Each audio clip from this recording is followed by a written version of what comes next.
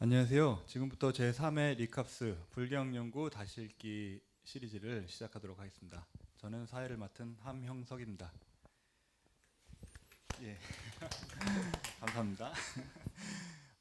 저희가 1회 때는 어떤 서울의 음식점을 빌려서 하고 2회 때는 줌으로 했었는데, 이번에는 경주 여기 경북신문 빌딩에 위치한 21세기 불교 포럼에서 후원을 해주셔서 이렇게 제대로 된 스튜디오에서 처음으로 녹화를 하게 됐습니다. 그래서 장소를 마련해 주시고 그 촬영에 협조해 주신 21세기 불교 포럼 관계자 여러분께 감사를 드리겠습니다. 저희가 이번 회에 선정한 논문은 2020년 9월 달에 발행된 불교학연구 제64호에 실린 강형철 선생님의 다르마키리띠의 소멸무원인론에 관한 해석상의 문제들을 선정하였습니다. 강형철 선생님께서는 2013년 불교와 상키아의 찰나멸에 관한 대론 연구로 동국대학교에서 박사학위를 받으셨고, 현재 동국대학교 불교학부에 재직 중이십니다. 강형철 선생님, 한번 인사 부탁드리겠습니다. 예, 동국대학교 강영철입니다.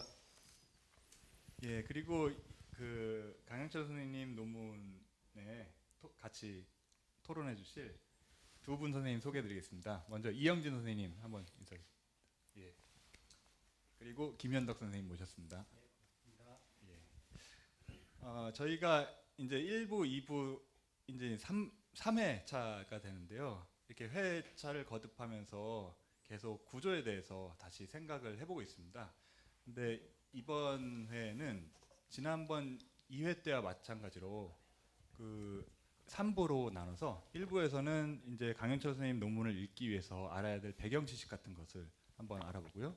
2부에서는 강현철 선생님께 논문에 대한 직접적인 소개를 부탁드리고, 3부에서는 토론자 선생님들과 함께 다른 일반적인 보다 보편적인 문제들로 나아가서 한번 이야기를 해보는 자리를 마련했으면 좋겠습니다. 그래서 이번 1부에서는 한번 아주 기초적인 부분부터 이 논문을 이해하기 위해서 우리가 어떤 내용을 알아야 되는가에 대해서 한번 여쭤볼게요. 그러면은 이 논문에서 이 논문을 읽기 위해서 필요한 배경 지식 중에 가장 핵심적인 것은 아마도 찰나멸론이라는 단어 자체가 아닐까 생각이 되는데요. 찰나멸이 뭔가요? 그거에 대해서 간단하게 설명해 주시고, 그 다음에 저희가 설명을 들으면서 생각나는 대로 자연스럽게 질문을 같이 하면서 이해를 좀 더 심화시켜 나가는 방향으로 그렇게 진행을 했으면 좋겠습니다. 예. 한번 찰나멸론이 뭔가요? 예, 우선 찰나멸이면은 말 그대로 찰나에 소멸한다는 의미인데, 그 찰나라는 게 말 그대로 순간을 얘기합니다. 그 인도인들이 생각하는 시간의 가장 작은 단위, 가장 작은 이제 한 순간을 얘기를 하고, 사실 찰나와 순간이 이제 같은 용어라고 생각을 하시면 되는데, 원래 인도인들의 사고 방식에는 전통적으로 이 순간적이다, 이게 찰나에 생겼다가 찰나에 사라진다, 뭐 이런 식으로 표현되던 것들이 보통 전통적으로 세 가지가 있었습니다. 이거는 불교나 힌두교, 뭐 자인하고 상관없이 그게 이제 불꽃이나 마음, 뭐 소리 이런 것들인데요. 근데 불꽃 같은 경우에 다 이유들이 있습니다. 그래서 실제로 만약 나무 같으면은 뿌리에서 이제 자라날 때 그 근원이 원인이 되는 뿌리와 줄기를 분리를 해도 사실은 줄기는 그대로 존재하지 않습니까? 근데 불 같은 경우에는 장작을 피우다가 장작과 위에 불 사이를 단절을 시키면 위에 불이 이렇게 사라지기 때문에 실제로 이건 순간적으로 계속 생겨나고 있기 때문에 잠깐이라도 차단을 하면은 사라지게 되는 거구나라는 사고방식이 있었고, 소리도 마찬가지로 제가 소리를 내고 있다가 잠깐만요 입을 닫으면 그 순간 소리가 아예 사라지게 돼서, 이건 계속적으로 뭔가 이렇게 소리가 공급되지 않으면 소리는 순간적으로 사라지는구나 하는 생각이 있었고, 또 마음 같은 경우에도 저희가 뭐 일단은 이렇게 시야 안에서 지금 눈에 보이는 게 저희 마음인데, 눈을 한순간이라도 감으면은 그냥 그 순간 앞에 화면이 이렇게 사라지게 될 때, 이거는 이 뭐랄까 내가 대상을 인식할 때 나오는 내 마음속에 비치는 모습들이란 것도 이렇게 매 순간 계속 공급되지 않으면 잠깐이라도 눈을 감으면은 이게 이렇게 중단이 되는 그런 거구나라는 게 원래 인도의 전통적인 생각인데 그 불교에서는 이걸 더 넘어서서 그 세상의 모든 존재들 이런 이제 딱딱한 책상이나 우리 몸까지도 그냥 순간적이고 찰나에 생겼다가 찰나에 사라진다라고 주장을 하는 게 이제 찰나멸론입니다. 그래서 최초로 문헌에 나온 거는 그 대비바사론에서 설일체유부가 주장하는 내용으로 나오고요. 그때까지만 해도 그 설일체유부의 내부에서도 이렇게 반대하는 목소리가 꽤 많았었는데 나중에 이제 가다 보면 많은 부파들이 그것들을 이렇게 받아들이기 시작합니다. 그래서 대표적으로 설일체유부로 시작을 해서 경량부, 뭐 육아행파나 아니면은 저기 또 그 뭐야 중간학파 중에서도 보통 이제 스바탄트리카라고 부르는 자립논증파에서도 그걸 받아들이기 시작하면서 한 7세기 정도 이후부터는 불교의 어떤 대표적인 그 명칭처럼 그 찰나멸론이 돼서 그 힌두교 쪽의 문헌들을 보면은 그냥 불교도들을 지칭하는 통칭으로 그냥 끝이 아니까 마딘이라는 말이 있습니다. 찰나멸론자 그러면 이게 그냥 불교도구나라고 하는 식으로 나중에 바뀌게 됐습니다. 그러니까 처음에는 찰나멸하는다는 개념은 예. 다른 사람들도 예. 그 문화적으로 인도 사람들이 공유하고 있었지만 예. 그것을 특정한 사물에 한정해서 얘네들은 찰나멸하는 존재들이다라고 생각하던 사고 방식을 예, 예. 존재하는 모든 것들에 적용을 시킨 게 예, 예, 맞습니다. 불교 전통의 특징이라고 할 수 있겠네요. 예, 예, 그렇다고 할 수 있습니다.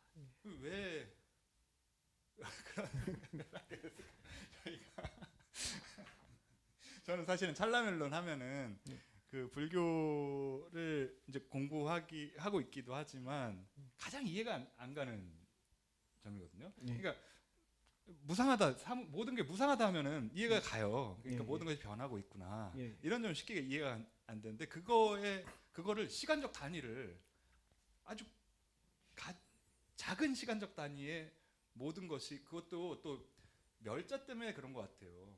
제가 보기에는 모든 것이 변하고 있는 중이다라고 하면은 사실은 받아들이지 않을 사람이 없을 것 같은데 순간적으로 멸한다는 표현을 써버리니까요. 없어진다는 표현을 쓰니까 그게 잘 상상이 안 되는 것 같거든요. 하나가 완전히 생겨났다가 완전히 다 없어졌다가 다시 똑같은 게 비슷한 게 생긴다는 그 점에 대해서 좀 덧붙이실 부분이 있으신지요?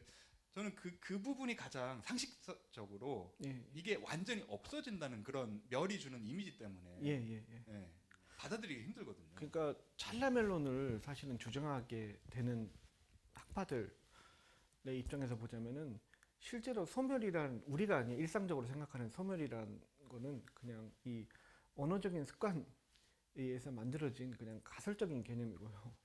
왜냐면 진짜 이제 소멸이란 거는 매 순간 계속 소멸이 일어나고 있다라고 이렇게 생각을 하게 되면은 그게 이제 불교 이론과 접목을 했을 때 실제로 이제 어떤 효과가 나오냐면은 이를테면은 시간의 실제성에 관해서 얘기를 할 때도 그냥 매 순간 이렇게 생겨나고 소멸하기 때문에 실제로 이게 시간이 지속되는 것들을 이제 부정할 수 있는 어떤 그 좋은 도구가 되기도 하고 또 그 존재 자체가 우리는 사실은 그죠 이제 인도에서 이제 불교도들이 이렇게 계속 논박하고 싶어하는 게 요 사물의 어떤 자기 특성을 지니고서 계속 유지가 된다는 요 개념을 사실은 불교도 입장에서는 이 논파를 하고 싶은데 그걸 논파하고 싶은 입장에서 찰나멸이 굉장히 좋은 도구가 되는 게 어차피 매 순간 생겼다가 사라지는 거고 특성이란 거는 생겼다가 사라지기를 반복하는 그게 이제 어느 정도 지속되는 것들에 대해서 그냥 붙인 이름일 뿐이다 라고 하는 쪽으로 이제 얘기를 하기가 되게 이제 편한 도구가 되기도 합니다. 그래서 소멸된 것이 소멸되기 전의 찰나인 것과 인과적으로 연결된다고 이렇게 설명을 하는 거네요. 그렇기 때문에 비슷한 것이 계속 반복되는 것처럼 보일 뿐이다. 그러니까 인과적으로 이렇게 연결을 돼서 그 인과에 대한 정의 자체를 그래서 전 찰나와 후 찰나 사이의 관계가 그냥 인과가 돼버리는 거죠. 그러니까 우리 일상적인 의미의 인과는 사실은 이것도 가설적인 개념으로 찰나멜론의 입장에서는 바뀌게 됩니다. 그러니까 이제 멸한다고 하면 사람들이 되게 충격을 받는데 그렇게 충격 받는 게 그 불교들이 하는 그런 데 그런 충격이 함의가 돼 있는 게 아니라 멸한다 그러면 완전히 없어지는구나라고 생각하는 단견에 빠지는 예, 예, 어떻게 예. 보면은 완전히 없어지는구나 생각하는 것 자체가 모순이고 오히려 그것은 어떠한 힘을 가지고 있고 인과적인 힘을 가지고 있고 예. 그것이 그 낳는 예. 원인이 돼서 예. 현상은 그대로 있지만 예. 그러니까 어떻게 비유를 하자면은 우리 그냥 이 디지털 화면처럼 컴퓨터 속의 화면처럼 그것도 실제로는 계속 전기가 공급되면서 매 순간 이렇게 다르게 이렇게 바뀌고 있는데 그걸 우리는 이제 하나의 사물이 계속 움직이고 변화한다고 이제 인식을 하게 되잖아요. 그러니까 우리의 일상에 접하는 모든 것들이 사실은 이제 찰나면을 하고 있다라고 이제 얘기를 하고 있는 거고 또 그게 불교에서 좀 더 그 마지막에 사실은 11세기까지도 찰나면을 굉장히 시대가 흐를수록 더 이제 중요도가 좀 커져갔거든요. 그 이유 중에 하나가 이 논리학적인 이점이 있는데 그러니까 상대방과 논쟁을 할 때 그 저기 찰나멸론을 증명하기만 하면은 원래 이제 그 저기 다르마키르트 이전 시대의 방식은 뭐냐면은 아트만을 주장하는 사람이 있으면 아트만을 논파하고 또 뭐 이렇게 신을 주장하는 사람이 있으면 신을 논파하고 이런 식이었는데 요 찰나멸을 증명을 하게 되면은 찰나멸 모든 것들이 찰나멸을 한다는 것만 증명이 되면은 보통 영원하다고 생각되는 존재를 뭐 아트만 또 뿌르샤 프라크리티 자동으로 다 신 해결이 이런 되는 것들이 자동으로 다 이렇게 촉발을 할 수 있다고 생각을 했기 때문에 그러니까 불교도 입장에서는 좀 길을 쓰고 지키고 싶었던 이론이고 반대로 힌두교도들 입장에서는 길을 쓰고 논파하고 싶었던 입장이었기 때문에 사실은 실제로는 인도의 논리학의 발전 단계에서 찰나멸과 관련된 논쟁이 꽤 많은 공헌을 했다고 할 수 있습니다. 이제 강 선생님 설명을 듣고 나니까 조금 설득력 있는 이론으로 제 들어오긴 하는데요. 예. 토론자 선생님들 혹시 좀 여쭤보실 게 있으면. 예, 물어보고 싶은 게 있었는데 마지막에 예. 이제 답을 하긴 하셨는데 예. 그러니까 문제가 되는 거는 예. 왜 이런 주장을 했느냐가 조금 더 보강이 됐으면 좋겠어요. 마지막에 물론 말씀하셨지만 마치 그건 시대가 흘러서 그렇게 된 것처럼 말씀하시는데 예. 이걸 처음 주장하게 되는 배경이라든가 예. 저 왜 처음으로 주장하게 되었는가를 묻고 싶습니다.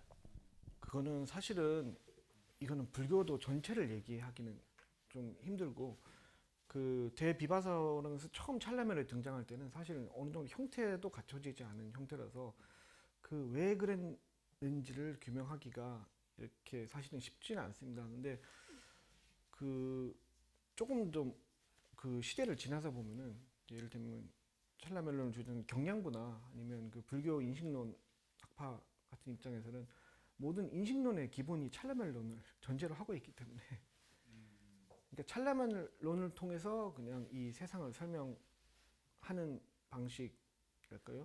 그게 이제 자기의 그 중심 이론이 되면서 사실은 이걸 주장을 해야 되는 어떤 상황에 있었고 그리고 유가양파 같은 경우에는 그 유가양파에서 가끔 나오는 논쟁 중에 하나가 뭐 이제 표현에 있어서는 좀 논란의 여지가 있지만 유가행파에서는 사실은 모든 그 왜 이 물질적인 사물들도 마음이 만들어냈다고 하지 않습니까? 좀 거칠게 표현을 하자면은.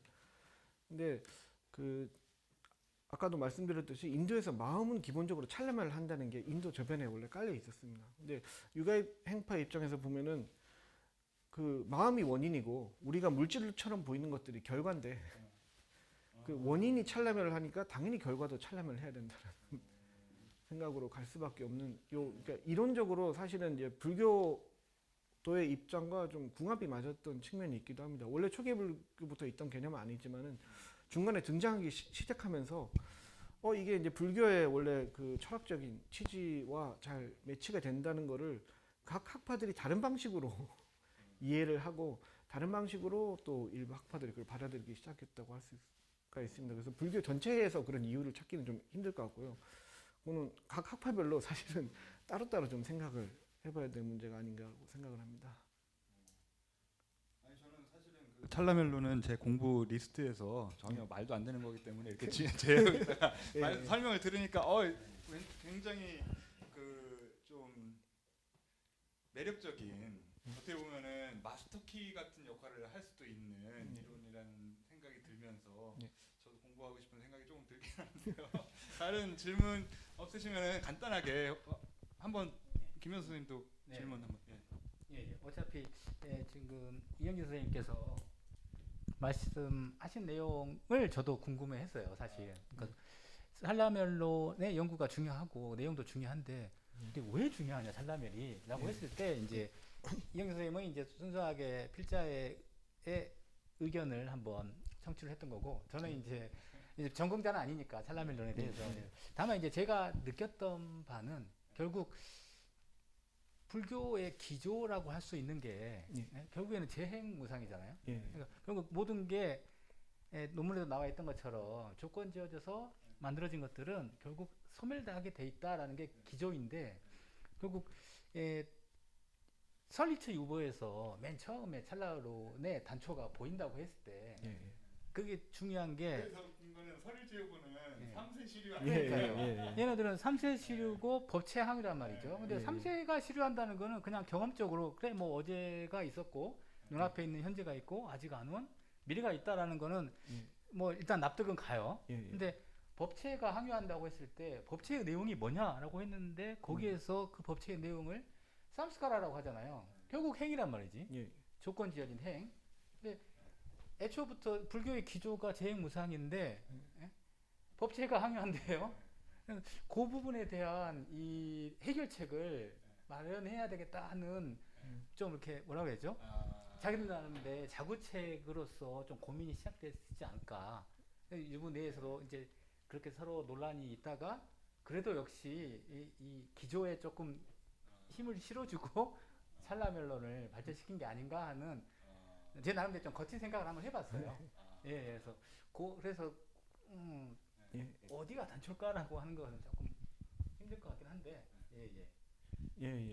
좀 쉽지 않은. 그 말씀 들어보면 김 선생님 지금 하신 말씀도 사실은 설득력이 있어 보이는데 왜냐면 마치 독자부가 이제 뿌드갈라 무슨 이거는 오온이랑 같이 담고 다르다 이런 식으로 피해가려는 어떤 전략 중에 하나로 채택한 이론일 수도 있겠다 싶은데 사실은 그렇게까지 가면 이제 우리가 저희가 연구를 이제 해야 되는 거고 너무 깊게 들어가니까 더 일부 이제 2부로 본격적으로 논문 내용에 들어가기 전에 이러한 그 매력적이지만 난해한 것 같고 저도 사실은 중요하다는 사실은 알고 있지만 말이 안 되는 것 같고 그리고 또 너무 난해한 것 같아서 제가 공부를 안 하고 있었는데 혹시 이런 연구를 학계에서 어느 정도 누가 어떻게 그 연구를 해왔나를 간략하게 한번 소개를 부탁드리겠습니다. 그 사실은 현재 이렇게 찰라멜론을 중심으로 연구하고 있는 학자들이 의외로 세계적으로도 그렇게 많지는 않습니다. 사실은 몇 명 안 되는 분들이 이제 많은 연구를 내는 방식으로 이제 진행이 되고 있는데 그 국내에서는 제가 알기로 찰라멜론으로 이제 박사학위 논문을 쓰신 분이 그 동국대학교의 우재선 교수님하고 이제 저하고 그 정도밖에는 없는 것 같은데. 분명히 많은 것 같아요, 제가 보기에는.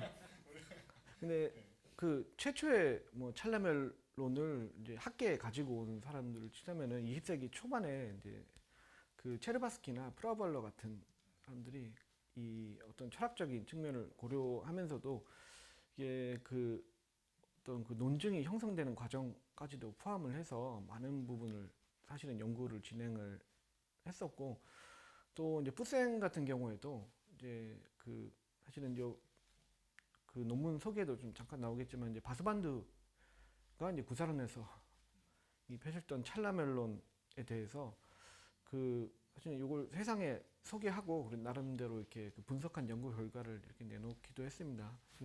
근데 의외로 그 뒤로는 찰라멜론이 연구가 잘 진행이 안 되다가 그 최근에는 보면은 그 일본의 이제 하야시마는 그 분하고 그다음에 그 미국의 로스파트라는 분이 그 초기 육아행파의 찰라멜론에 관해서 사실 이거는 의외로 아무도 안 건드리고 있던 분야였는데 근데 그 양은 사실은 어마어마하게 많이 있거든요. 그러니까 그 부분들을 이제 좀 연구를 하셨고 또 일본의 이제 타니라고 하는 분이 그 불교 논리학을 중심으로 이제 다라마키리티부터 다라마키리티 이후에 그 11세기까지 이렇게 펼쳐지는 찰라멜 논증을 그 해석하는 이제 한 800페이지 정도 되는 방대한 책을 이렇게 기도 했습니다. 본인은 한 30년 정도 연구를 한 결과물을 낸 거라고 하더라고요. 근데 그 연구 현황에 관련해서 좀 특징을 말씀드리자면은 그 사실은 찰나멸의 그 철학적인 의미에 관해서는 의외로 그 불교사 전체에서 큰 변화는 없었습니다. 한번 그 구사론에서 소개하는 경량부의 이론이나 아니면은 바스만드 스스로의 이론에서 좀 철학적으로 좀 자리매김을 이제 하게 된 게 가장 큰 전환점이고, 그 이후에 의외로 이게 사상적인 변화는 크게 없었는데, 반대로 논리학적인 측면에서는 엄청나게 변화를 계속해서 마지막까지도 겪었습니다. 불교가 사라지는 시기까지도 계속 왜냐면 찰나멜론이 그만큼 이 이교도들하고의 대론에서 중요한 역할을 하다 보니까 이걸 증명하기 위해서 사실은 그 논리학이 발전을 했다고 해도 과언이 아닐 정도로 실제로 그 찰나멜론을 논증하는 부분이 오히려 사실은 그 발전사를 이렇게 보여주고 있다고 할 수가 있습니다. 근데 그 찰나멸을 그 자체의 내용보다도 찰나멸을 어떻게 증명하는 그 형식의 발전사, 예. 그 실제로 방식의 증명하는 방식의 실제로 연구사도 그렇게 진행이 되고 있고, 그러니까 이게 이 논증이 이제 논리학적으로 어떤 의의가 있고 또 어떤 변화를 겪었는지의 부분에 사실은 많이 집중이 돼 있는 편입니다. 그러니까 보통 그래서 찰나멜을 연구한다 그러면은 찰나멜을 뭐 철학적으로 해석한다기보다는 찰나멜 그 논증 방식에 대해서 어떻게 이걸 분석하고 이것들의 어떤 그 논증의 발전 과정을 이해하는가라는 부분에 사실은 연구가 좀 집중된 편입니다. 그러면은 방금 그 로시파 선생님 육아행파 찰나멸 예. 연구하셨다 그러고, 타니 선생님은 그 논리학 분야 네. 연구하셨다 그러고, 제가 알기로는 우재선 선생님은 예. 저 후기 쪽 라트나키리띠로 연구하셨는데, 그럼 그런 연구사 속에서 예. 강윤철 선생님은 본인의 작업을 어떻게 위치 짓고 있는지 한번 여쭤볼게요. 예. 그 사실은 제가 찰나멜론을 그 좀 선택한 이유가, 선택이라고 하기보다는 찰나멜 연구를 하게 된 이유 중에 하나가, 이게 첫 번째로는 사실은 그 개인적인 호기심에서 그 찰나멜론이라는 게 말이 안 되지 않습니까? 그냥 말이 안 되고 사실 눈에 보이지 않는 거를 이 추리만 가지고서 이렇게 세상을 재단하는 거지 않습니까? 근데 그럼에도 불구하고 끝까지 이게 살아 남았는데, 그런 점에서 사실은 그 이제 인도인들의 사고 방식에서 인도인들이 이 보이지 않는 것들을 증명하기 위해서 어떻게 고군분투하고 어떻게 말을 만들어내고 어떻게 새롭게 그 논리를 만들어내는 것에 창의성을 발휘했는가라는 거에 사실 개인적으로 좀 궁금함이 있었고, 또 의외로 또 해보니까 아직까지도 그 부분은 연구가 안 된 이 문헌들이 의외로 많아서 연구를 할 만하겠다라고 생각했던 게 있었고, 또 한 가지는 사실은 제가 그 이제 대학원을 다니고 있을 때 가지고 있던 이제 문제 의식 중에 하나가, 뭐 제가 제 능력하고 상관없이 가지고 있던 문제 의식이, 그 제가 많은 이제 불교학의 연구들을 보면서 느꼈던 게, 이게 이 뭐랄까요, 너무 이제 불교의 뭐 한두 가지 문헌 아니면 거기에 그냥 인용된 문헌을 그냥 이렇게 추적하는 정도 선에서 연구가 진행이 돼서, 특히 이제 논증과 관련된 분야에서는 그거 자체가 읽기가 어렵잖아요, 그죠? 보통 읽으면은 번역을 해놔도 사실은 바로 이해하기도 힘들고 한참 고민을 해야 되는 부분인데, 그 부분에 이제 그 연구 성과를 내는데 집중을 하다 보니까 오히려 이제 역사적인 맥락들, 특히 그 논쟁이 나오게 된 대론자인 이제 힌두교도들과 사실은 어떤 관계가 있었고, 그 전에 이제 어떤 논쟁이 있었고, 그 힌두교도의 사회 방식 중에 어떤 거를 받아들이고 어떤 거를 이렇게 그 배척했는지, 이런 관계들과 또 그 이전에 이렇게 흘러오던 역사 속에서 그 논쟁을 이렇게 그 바라보는 시각 같은 게 그 기존의 연구사에서 조금 결여되어 있는 부분이 있지 않나라는 그 문제의식이 있었습니다. 그러니까 저도 잘 모르지만은 그 문제의식이 왜 생겼냐면은, 뭐 저는 알아서 그렇게 문제의식을 가졌다기보다는 저는 분명히 이 부분의 맥락이 궁금한데 그 맥락을 설명하는 연구가 이렇게 많이 없다라는 생각이 들어서, 근데 그런 면에서 사실은 찰나멜론이라는 게 그 전형을 보여주는 측면이 좀 있거든요, 연구에서. 맥락을 알고 싶어도 맥락을 알려면 거기 있는 글 전체를 다 읽는 그 한 학자가 하기가 힘든 거거든요. 예, 근데 예, 예. 찰나멜론 같은 경우는 그 대립하고 있는 자들의 선을 분명하게 그어주고 예. 또 각 편에서 극렬한 반응을 이끌어내고 예, 예, 예. 그리고 또 역사가 오래됐기 때문에 예. 어떻게 보면은 그 인도 사람들이 말하는 방식이 어떻게 바뀌어왔는지 자기의 주장을 어떻게 말하는지를 어떻게 바뀌어갔는지도 추적할 수 있지만 생각하는 방식이 어떻게 바뀌었는지 예, 추적할 수 예, 있고 예. 바로 그 그리고 부분입니다. 예.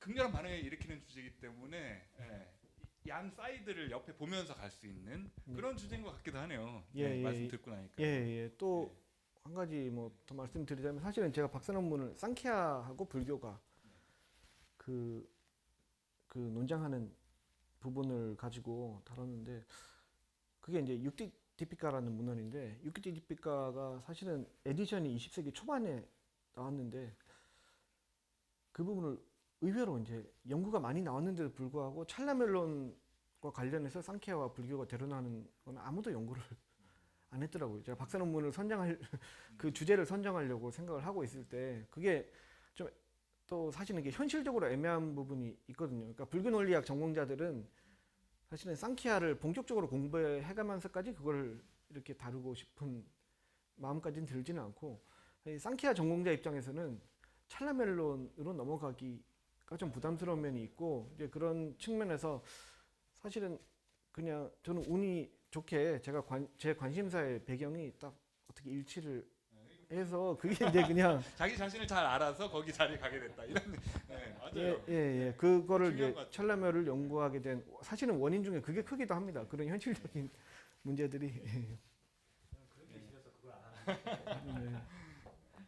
혹시 다른 질문 없으시면 1부는 이 정도에서 마치고 예. 2부에서 본격적으로 논문 내용을 강윤철 선생님께 설명을 부탁드리도록 하겠습니다. 예, 1부는 여기서 마치도록 하겠습니다. 감사합니다. 예.